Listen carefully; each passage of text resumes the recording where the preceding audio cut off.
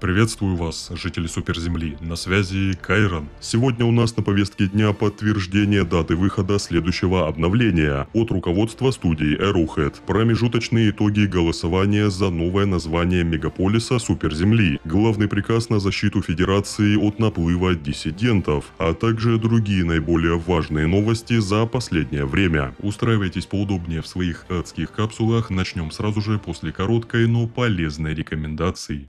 Десантник, все еще в поисках игровых новинок по выгодным ценам? Рекомендую попробовать удобный и проверенный сервис PlayRock. Здесь же можно приобрести игровую валюту, скины или другие игровые ништяки по действительно привлекательным ценам. Кроме того, на PlayRock появилась возможность выгодно пополнить свой кошелек Steam, а мой специальный промокод Кайрон снизит комиссию еще больше, до 5%. Самые вкусные скидки выделены ярким зеленым ценником. Находим такой товар и используем идеальный момент, а благодаря удобным фильтрам в поиске найти выгодное предложение стало намного проще. Оформить покупку можно всего лишь за пару кликов. Выбираем удобный способ оплаты и помним, что это абсолютно безопасно, ведь все сделки защищены гарантией PlayRock. Продавец сможет получить оплату только после вашего подтверждения. Буквально через несколько минут получаем свой товар и радуемся выгодной покупке. А в телеграм-канале PlayRock постоянно проходят демократичные розыгрыши. Недавно к Хэллоуину разыграли оранжевый iPhone 17 Pro и сотню других призов.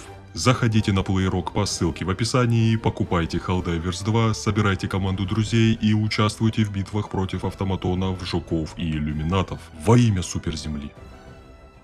Восстановление мегаполиса Верховный Йорк идет полным ходом, благодаря нашим слаженным действиям и выполнению прошлого главного приказа. Как сообщает Верховное командование в тексте победного брифинга, стройматериалы, добытые с планет Эндар и Аспирот Прайм, были успешно отправлены на реконструкцию высшего из Йорков. По уже сложившейся традиции, начиная с переименованного в пушку города воспоминания, возвращенному из руин мегаполису будет выбрано новое название, посредством, конечно же, самого демократичного во всей галактике голосования среди хеллдайверов. Поначалу чуть было не повторилась история с пушкой, в вопросе лидировал очередной рофло-вариант Бернард, но вскоре что-то произошло. Возможно, на сообщество повлиял вот этот пост на Reddit, где человек резонно расписал, почему случай с Верховным Йорком должен быть увековечен, а не прикрыт каким-нибудь очередным мемом. По итогу в лидеры вырвался новый Верховный Йорк, который до сих пор не перебили. Кстати, если вы еще не проголосовали за понравившийся вариант, во-первых, вы рискуете нарваться на служебную проверку вашего уровня патриотизма и соответствующие санкции от офицера по демократии, а во-вторых, вы все еще можете исправиться, перейдя по ссылке в описании и в комментариях под этим видео. Касательно проведения данного голосования, сообщество в очередной раз выразило свое обоснованное недовольство. По мнению многих, было бы правильнее и логичнее запустить такое событие прямо в игре, чтобы судьбу мегаполиса решали только активные хеллдайверы, потому как сейчас в официальном дискорде игры за каждый из вариантов может проголосовать абсолютно любой человек, и даже тот, кто мог теоретически не играть в Helldivers 2 вообще. Самое популярное предложение от сообщества – разместить терминал для голосований на каждом эсминце и скопировать систему выбора вариантов у ДКС, что в принципе выглядит вполне реально. Однако почему разработчики до сих пор этого не реализовали – большой вопрос. После приказа на реконструкцию Верховного Йорка командование поручило нам следующее не менее важное задание. Центр безопасности и гражданского надзора обнаружил множество доказательств присутствия диссидентов. На планетах Еливария, Альта и Дилувия введено чрезвычайное патриотическое положение. В связи с этими тревожными событиями адским десантникам приказано исправить ситуацию посредством прихватизации обычных образцов у иллюминатов и автоматонов для доработки технологии наблюдения, а также оборонять планету Мастия, где, собственно говоря, и расположен Центр безопасности. Кроме того, от командования поступила и стратегическая возможность уничтожить 5 миллионов неизбирателей с помощью стратегемы «Орбитальный лазер», которую мы успешно выполним. В первый же день приказа Мастия была атакована отрядами железнозадых социалистов, но мы смогли сдержать натиск противника и защитить планету. В битве за Лесат мы тоже одержали победу, благодаря наличию наличию на планете большого количества мегаполисов, освобождение которых дает внушительный буст в общий прогресс. А вот с набором образцов случился неожиданный нюанс. Наверняка многие из вас помнят один из давних приказов с похожим сбором сэмплов, который был выполнен читерами буквально за пару часов. Тогда разработчики обнулили весь прогресс, а также доработали систему защиты от чрезмерного фарма образцов, не засчитывая их в счетчик сбора. Не так давно в связи с текущим приказом один из игроков выяснил, что эта защита реализована максимально просто. В инвентарь каждого адалаза и соответственно в счетчик приказа банально не засчитывается сбор 99 и более сэмплов, а например 98 и ниже проходит без проблем. Другими словами, у нас возникла обратная ситуация. Используя, например, бустер на сбор образцов и действуя сообща, при получении всей командой максимум 99 образцов, дальше игра перестает их засчитывать и вовсе обнуляет всю заработанную реквизицию и показатели опыта, а читеры в целом до сих пор имеют возможность спавнить образцы, правда до 99 штук, и тем самым влиять на исход главного приказа. В любом случае, судя по сообщению комьюнити-менеджера Митчемуса, разработчики уже в курсе этой проблемы и находятся в поисках ее решения, чтобы повторно пофиксить оставшийся метод абуза. Отдельно стоит отметить упорство небольшой группы хеллдайверов на фронте иллюминатов, которая одержала победу на Эфлувии, тем самым освободив от тирании морепродуктов целый сектор рядом с суперземлей. Не менее важной темой, которую хотелось бы обсудить вместе с вами, является продолжающееся и весьма длительное затишье в инфополе игры. Я до сих пор встречаю комментарии от своих зрителей с вопросами, почему за последнее время наступило практически полное отсутствие новостей и обновлений. В связи с чем я хотел бы напомнить вам причину возникшего радиомолчания и что сказал гейм-директор студии Arrowhead Микаэль Эриксон в своем последнем интервью о текущих планах студии и расписании выхода патчей. Сейчас мы находимся на этапе, когда у нас слишком много багов и слишком много серьезных багов, и мы действительно активно работаем над этим.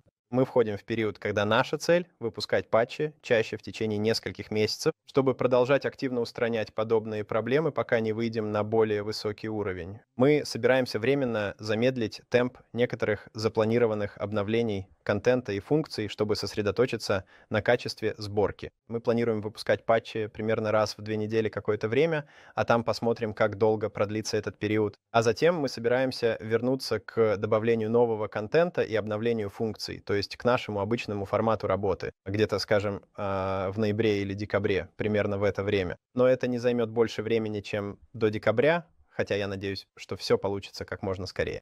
Исходя из этого, стоит ждать следующее обновление уже совсем скоро, на этой неделе во вторник, 18 ноября, потому как предыдущее обновление с порцией фиксов вышло также по обычному графику студии во вторник, 4 ноября, ровно 2 недели назад. Помимо этого, благодаря отделу файловой разведки и недавним комментариям продакшн-директора студии Arrowhead Алекса Болла, мы уже знаем, что новый контент в виде миссии, биома, развития сюжета и так далее подготавливается к релизу параллельно с фиксами. Поэтому, дорогие друзья, не унывайте. Я, как и вы, тоже жду новинок и интересных ивентов в игре. К счастью, по многим признакам, в скором времени мы все-таки вернемся к прошлому графику выхода нового контента и увидим улучшение технического состояния игры. А пока что есть время хорошенько пофармить суперкредитов и медалей, закрыть все варбонды, прокачать эсминец, ну или в крайнем случае просто ждать, выполняя наиважнейшие приказы от Верховного командования. На этой многообещающей ноте мы традиционно переходим к ассортименту товаров супермагазина и личному приказу на ближайшее время. Начальная страница ассортимента супермагазина связана с премиальной заслугой «Контрольная группа». Наличествует в наличии легкая броня AD-11 «Живчик», супер-мемная эмоция «Воодушевленная радость», а также подходящий плащ и карточка игрока. Личный приказ на ближайшие сутки успешно выполнить 6 дополнительных заданий. Настало время нашей постоянной рубрики «Комментарии подписчиков под прошлым видео». Первым на сегодня стало сообщение от L-Star. Arrowhead. Решаем проблемы и ищем новые. Эта фраза стала новым девизом студии за последний месяц, что безусловно правильно. За техническим состоянием игры тоже нужно следить. Следующий комментарий от Мурила Бенисио. Иронично, что в моменте, когда говорится про улучшение качества, в видеоряде на фоне персонаж проваливается под карту на лестнице. Конечно, старые баги все еще встречаются, есть даже целый список, но у такой немногочисленной студии в 150 человек штата быстро исправить накопившийся технический долг явно не получится. И последний на сегодня комментарий от Клифф. Единственная игра, где баги не злят, а просто смешат. Вчера после ревайва приземлился на шатун-завод, и в тот же момент его уничтожили, и моя капсула вместе с корпусом робота закружилась в безумном вихре, покинув пределы карты. Лично я бы даже не стал исправлять этот забавнейший баг с реактивным шатуном, летающим как пробитый шарик с гелием. Возможно, разработчики считают так же, и поэтому до сих пор спустя уже долгое время его не исправили. Дорогие друзья, благодарю вас за поддержку этого видео. Не забывайте ставить свой эцкодесантный лайк и подписываться на канал и наш телеграм. На связи был Кайрон, до встречи в новых видео.